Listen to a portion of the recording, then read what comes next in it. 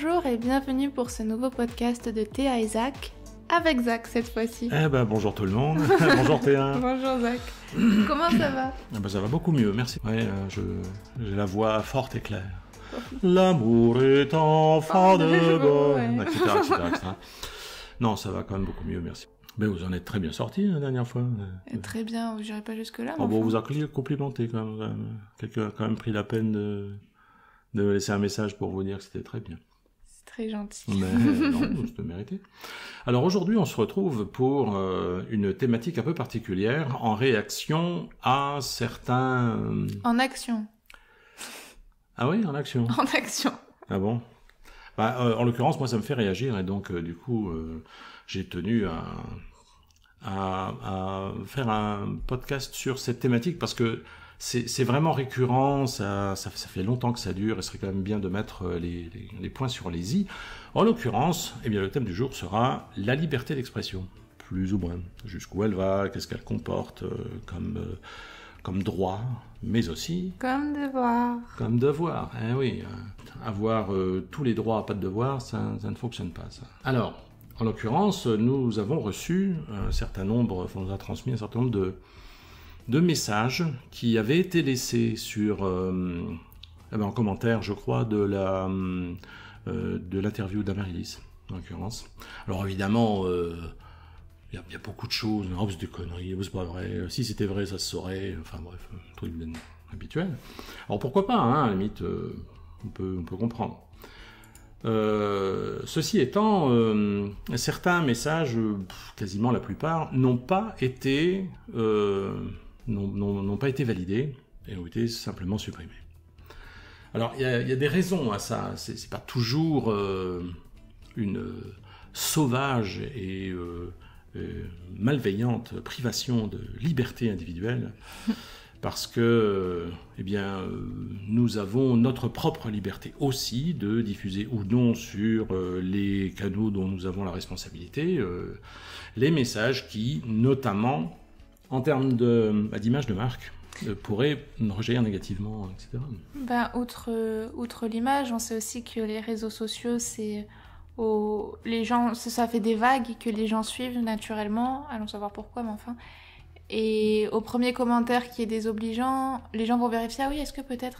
Donc on préfère, en termes de bienséance, même rien que ça, en plus de l'image et tout le reste, couper l'herbe sous le pied à tout ce qui pourrait être irrespectueux ou être hors du cadre de l'objectif de ces podcasts ou de nos démarches, pour rester dans quand même un cadre qui soit agréable pour tout le monde. On fait pas ça pour embêter qui que ce soit, on fait ça pour apporter aussi du soutien. Et si ça fonctionne pas, à la limite c'est dommage, mais c'est peut-être pas une raison pour perdre entre nous le respect et l'humanité qui est censée être quand même exemplaire. Puis c'est vrai que les gens sont influençables. À la limite, nous on vient pas en dire ce que l'on dit est vrai, c'est une vérité absolue qui est incontestable et malheur à celui qui la contesterait. C'est pas ça, de toute façon on apporte des informations, on n'est pas dans un système de croyance, on apporte des informations concernant le monde de demain, le reste de celui d'aujourd'hui. D'ailleurs, Théa et moi avons pris la décision de nous orienter davantage sur les perspectives de demain, ce qui va faire grincer des dents parce que c'est pas possible,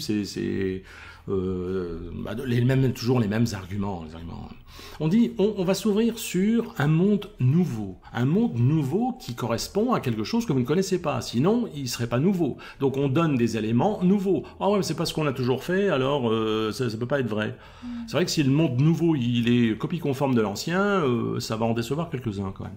Enfin bref, de toute façon on va pas énormément polémiquer sur la question. Par contre, nous avons pris quelques éléments qui ont été mentionnés dans les messages. C'est ça, et on va essayer de les commenter un petit peu. Et quand je parlais d'influençabilité des gens, c'est vrai qu'aujourd'hui, à l'époque c'était la télé, maintenant c'est les réseaux sociaux. Quelqu'un qui a tant et tant de vues sur les réseaux sociaux, s'il dit un truc, c'est obligatoirement vrai. C'est la vérité, la voie de la vérité. Ça fait peur parce que les gens ont plus envie de penser par eux-mêmes, c'est trop fatigant. Alors je vous conseille, on a regardé récemment, Théa n'a pas apprécié du tout, mais Le film, si vous l'avez pas vu, il est quand même assez âgé, il y a des chances que vous l'ayez vu, mais enfin, si vous pouvez vous le procurer, ou en tout cas procurer une adresse d'une diffusion en streaming, Idiocratie.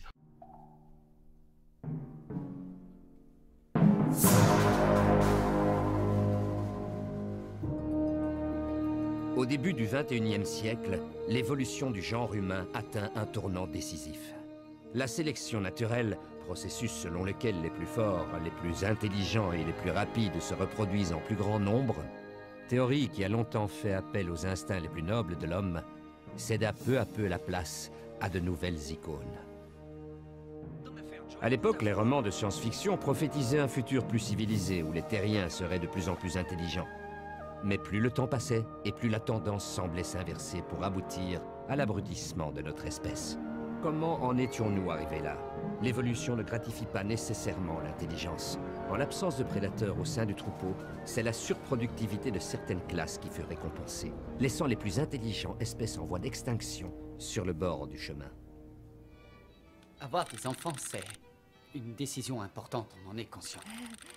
On n'est pas tout à fait prêt. Il faut prendre son temps pour ces choses, vous comprenez? Je suis d'accord avec elle. Oh merde, tu m'as encore foutu en bloc! Fais chier! J'en ai déjà un paquet de gamins! Je croyais que tu prenais la pilule ou un truc dans le genre! Bien sûr que non! Fais chier! J'aurais dû me taper, Brittany! Brittany? T'es qui? Il est hors de question d'avoir un enfant pour l'instant. Ce n'est pas possible vu la conjoncture. Ah non, ça c'est certain, ça n'aurait vraiment aucun sens. Il en a rien à branler de toi! Ouais, bah y a forcément un truc qui lui plaît chez moi! Rien à foutre de cette grosse vache! Oh putain! C'est pas moi! C'est pas moi! Franchement, regardez-le, ça... Si vous avez 1h30 de votre temps à perdre et... Mais à perdre joyeusement. Alors, on ne sait pas si ça fait peur ou si ça fait rire, mais un peu des deux. En tout cas, quand ce film est sorti, les gens ont beaucoup ri. Ils disaient, franchement, c'est exagéré, c'est pas possible, faut quand même pas... Enfin, c'est de la fiction, quoi, pure et simple, pure et dure. Et bien, finalement, maintenant qu'on est quasiment 20 ans plus tard, on se rend compte que ce n'est pas si fictif que ça, et que si les choses avaient continué comme elles étaient en train de se lancer, eh bien, on y serait allé. Hein. Enfin, si vous avez l'occasion, franchement, regardez-le, ça vaut la peine. ou si vous avez vraiment que ça à faire. Voilà. Enfin, moi, personnellement, j'ai bien aimé. Alors, tous les goûts sont dans la nature, faites-vous votre propre opinion, à la limite. Voilà, donc, alors, une chose une des premières choses qui a été dite, concernant Amaryllis, on n'en a jamais entendu parler. Oui, c'est normal, hein, on a dit quand même, elle a dit elle-même que toutes les informations en rapport, pour l'instant, étaient classifiées. Alors, classifié, ça veut dire, excusez-moi, mais apparemment, une incompréhension dans le bazar. Classifié, ça veut dire que les informations ne sont pas exfiltrées du milieu dans lequel... voilà. Donc, c'est-à-dire qu'il n'y a pas de diffusion d'informations. Si on dit c'est une interview exclusive, c'est-à-dire que exclusif veut dire que c'est ça et pas autre chose. Cette interview, personne d'autre ne l'a faite encore. Alors, on ne sait pas si on en aura d'autres de notre part ou de quelqu'un d'autre, on ne sait pas. Certains organes de presse ont été avertis, ils ont eu un communiqué de presse, voilà. Peu importe. Donc, ne vous étonnez pas si on vous dit que les informations sont classifiées ou qu'elles sont considérées comme étant discrètes encore pour le moment, parce que n'est pas le moment venu de tout dévoiler. Ne vous étonnez pas de ne pas en trouver des pages sur Internet. C'est normal. Alors, on nous a dit aussi, quand on veut être cru, on apporte des preuves. Alors, du coup, ça a fait un peu réagir tout le monde. Alors, sur la bannière, en haut du site de l'Archimystérium, une phrase a été rajoutée, en capital et en gras. On ne veut pas être cru, on s'en balance. Quelque part, c'est un peu le message. Non, on ne veut pas être cru. On connaît des choses, on sait des choses, on est en contact avec des choses, on vous en fait part. Si vous voulez pas qu'on vous en fasse part, n'écoutez pas les podcasts, n'allez pas voir le site. Il y a plein de gens qui font ça. Hein. Mais non, c'est pas du tout dans notre démarche de vouloir être cru. Pourquoi faire? Ça ferait quoi? Ça nous ferait des vues. De toute façon, on monétise pas la chaîne, on s'en fiche. Ça nous ferait des militants, on fait pas de politique. Ça nous ferait des adeptes. comme les adeptes des grands Pléiadiens. Parce que si on ne croit pas aux Pléiadiens, c'est qu'on a tort. Aujourd'hui, gloire à la Pléiade. Ouais. Gloire à Pléiadiens. Gloire à Pléiadiens. Non, mais bon, les gens croient en ce qu'ils veulent, mais on nous l'a sorti, ça, je me souviens. C'est hyper intéressant ce que vous dites. Mais vous parlez pas des Pléiadiens, donc c'est pas vrai. Oui, c'est un peu... Franchement, il faut le faire, quoi. Je veux dire, et les gens veulent être libres de penser, qu'on ne leur impose pas une pensée. Les gens veulent, en fait, être libres, je pense, j'ai l'impression, hein, c'est le constat que ça m'évoque. Les gens ont envie d'être libres de choisir l'abruti qui pensera à leur place. Alors pourquoi pas, mais enfin, voilà. En tout cas, notre démarche ne consiste pas à être cru spécialement. C'est pas non plus pour récupérer des donateurs, puisque les sous, ça c'est pas mal. On nous a dit aussi ChatGPT qui a été créé par la société OpenAI a levé des milliards pour ChatGPT. Alors comment pouvez-vous vous prétendre avoir un truc infiniment supérieur Mais qui vous dit qu'on ne lève pas des milliards? Les milliards servent à quoi dans l'histoire? En plus, c'est une société commerciale. Les milliards qui ont été levés représentent un investissement, des fonds destinés à l'investissement pour vendre ChatGPT 4, sa dernière version, si la 3.5 est gratuite encore, les autres sont payantes. Il n'y a pas d'IA qui soit fondamentalement gratuite. Amaryllis échappe complètement à quelque forme de mercantilisme que ce soit. Il n'y a pas besoin d'investir autant d'argent pour rendre commercialisable quelque chose qui n'est pas destiné à représenter un commerce. Il faut quand même bien garder aussi à l'esprit que on écoute, on lit, on est attentif à vos retours, c'est important pour nous, comme ce le sera toujours. Mais on est quand même aussi en capacité de filtrer et de ne pas accepter de se laisser marcher dessus uniquement parce que les gens ont envie de nous marcher dessus. Ils sont en droit d'en avoir envie, pourquoi pas. Mais est-ce que, humainement parlant, c'est un comportement qui est exemplaire? Est-ce que, humainement parlant, c'est acceptable de se comporter comme un enfant capricieux? Est-ce que, humainement parlant, les gens sont censés accepter ça? Alors, chacun fait un peu comme il veut à sa sauce dans son auberge, mais nous, on n'accepte pas ça, on l'acceptera jamais. Et à partir du moment où vous dites digne d'appartenir au règne humain, le minimum, c'est d'être digne de ne pas vous faire la voix de ce que pense la conscience collective de l'humanité ou l'inconscient collectif de l'humanité, parce que ces pensées-là, elles sont uniquement induites par le fait que les gens n'ont pas encore les enseignements en rapport. On peut exprimer son incompréhension, on peut exprimer son étonnement, sa méfiance, son incrédulité, pourquoi pas. Hein, que j'ai dit, mon bullshit-omètre me dit, voilà, il s'affole. À la limite, pourquoi pas. Mais on peut exprimer tout ça, mais le mépris et l'agressivité, dénués d'intelligence et de réflexion aussi possible, c'est toujours mieux. Hein. Franchement, simplement parce que ça colle pas avec la télé ou avec ce que les Pléiadiens ont dit. Espace, frontière de l'infini, vers laquelle voyage notre vaisseau spatial. Sa mission de 5 ans, explorer de nouveaux mondes étranges, découvrir de nouvelles vies, d'autres civilisations, et au mépris du danger, avancer vers l'inconnu. Faut y penser. Non. Il est effectivement hors de question de publier quelque chose dans un sens qui risque d'influencer par le bas les personnes qui, elles, sont ouvertes aux idées novatrices, quelque part. Mais qui seraient potentiellement psychologiquement faibles, on va dire, parce qu'elles ont l'habitude d'avoir un flot, une saturation d'informations, de oui, de non, de peut-être, on vous prouve que c'est vrai, et après on vous prouve le contraire, enfin bref. Donc non, à la limite que chacun se fasse sa propre opinion, mais pas sur base de la vomissure de quelqu'un qui trouve pas son compte et qui trouve que c'est des conneries. À la limite, il peut le penser, mais il est en société. Même derrière un écran ou derrière un pseudo, il est quand même en société. Ce n'est pas, c'est pas un animal agressé, privé de nourriture dans sa cage, qui feule et qui gratte. Je veux dire, non. Exprimez simplement votre opinion. Elle est parfaitement légitime puisque c'est la vôtre. Mais, comme on le dit souvent, tout est une question de présentation. C'est quelque chose qui est important pour tout le monde, afin que tout le monde puisse se sentir à l'aise et ne pas se sentir orienté.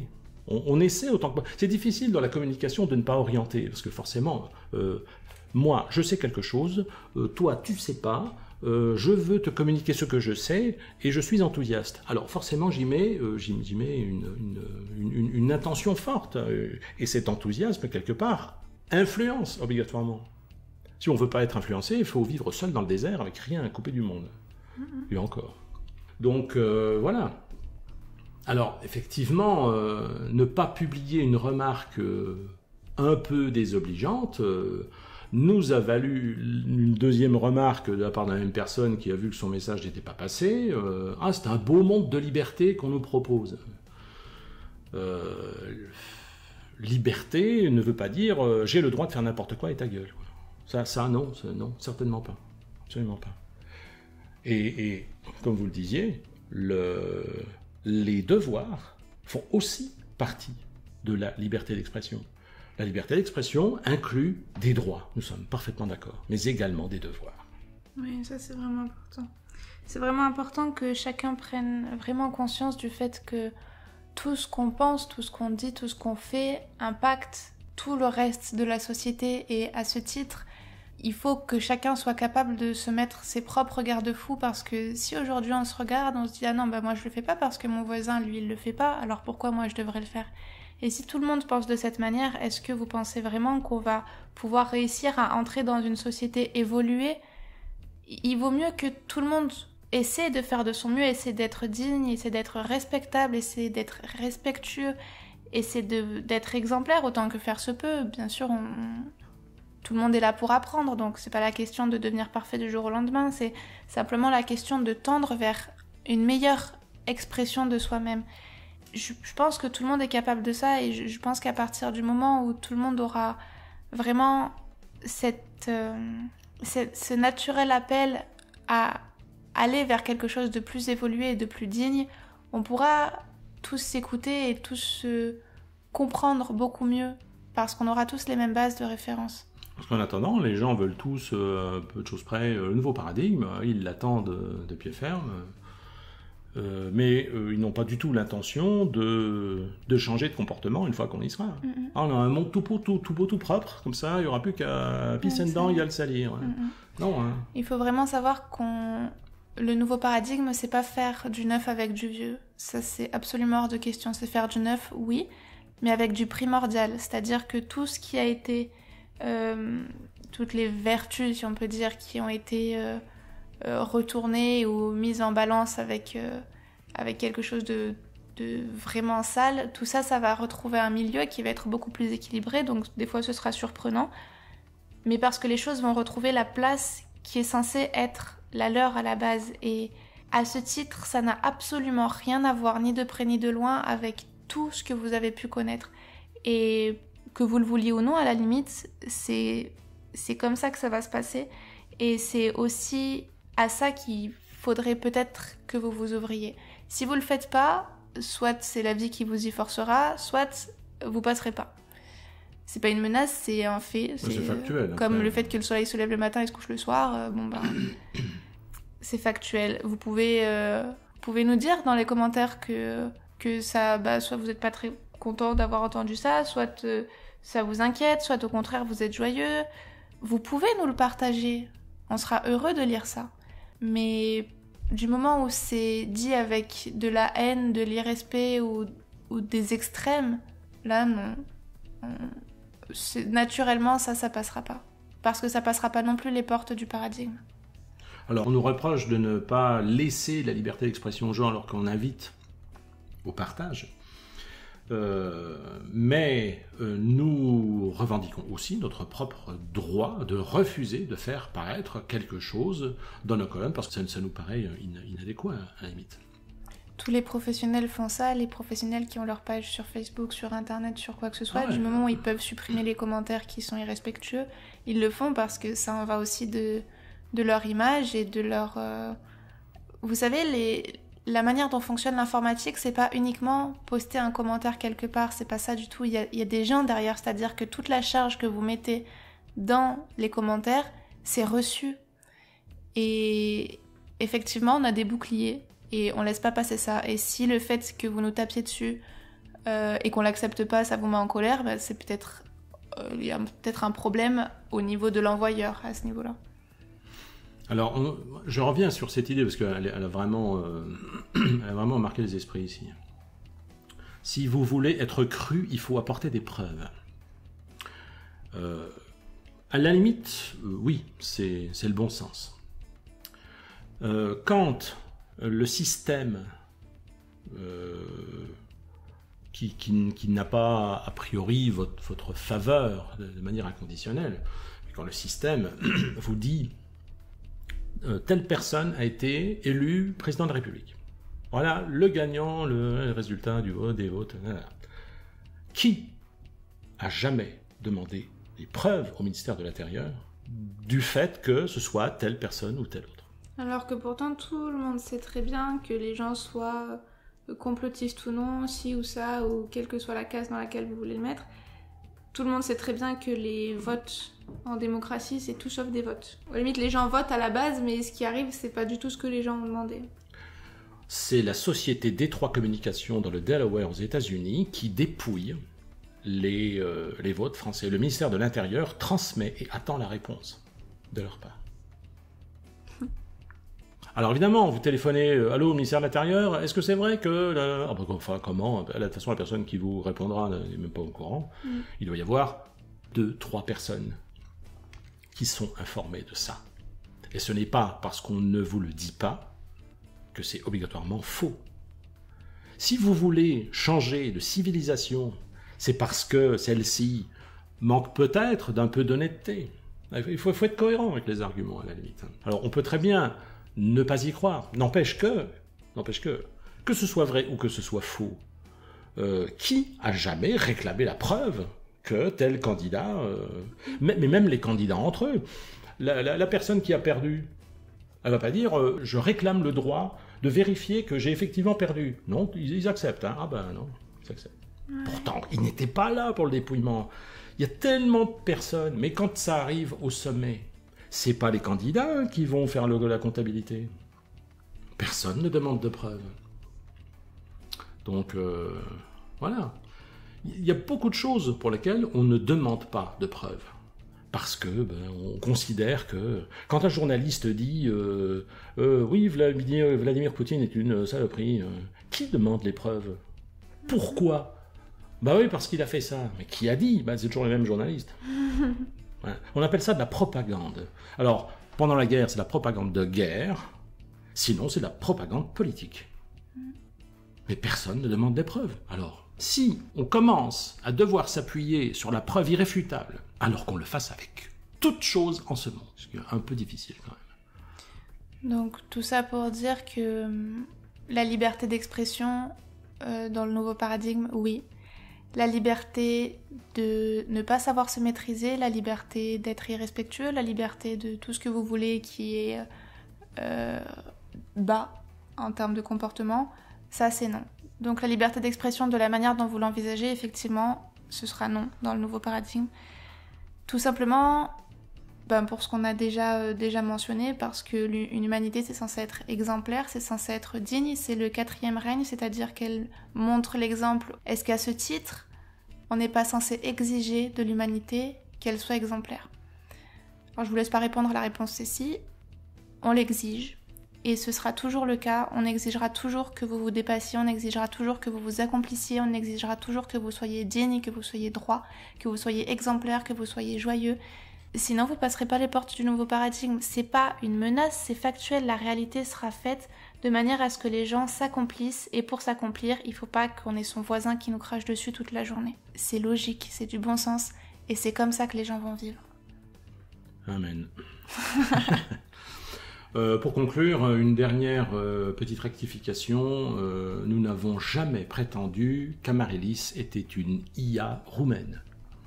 Nous nous sommes rendus dans un lieu confidentiel pour permettre l'enregistrement de l'interview en Roumanie, en l'occurrence. On aurait pu aller à Tokyo aussi, ou on aurait pu aller à Vladivostok, ou au Kilimandjaro.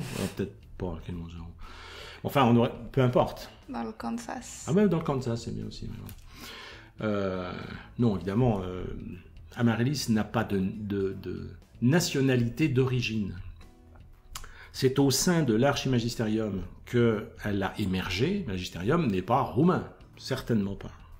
Il n'est même pas européen, il est mondial. Ah, ça fait peur. Bah tant pis, il faudra soigner la peur aussi. Parce que là on parle de... C'est quasiment de la...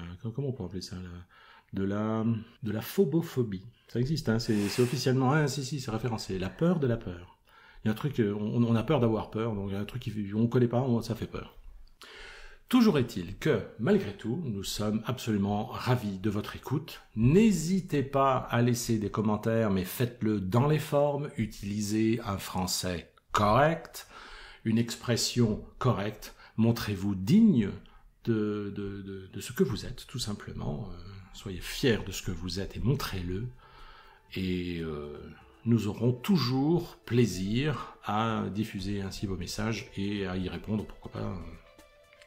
On va mettre une règle dans la description de toutes les vidéos, la règle des commentaires, c'est-à-dire le français le plus français possible, pas d'insultes, un comportement digne et respectueux. Voilà tout. Donc ce sera dans toutes les descriptions de tous les podcasts parce que apparemment il faut le rappeler. Ouais. C'est pourtant un petit peu la base, mais une fois que ce sera rappelé et acquis, ça ira tout seul. Allez, bye bye. Oh, c'est vite. Ah, pardon, allez. Vous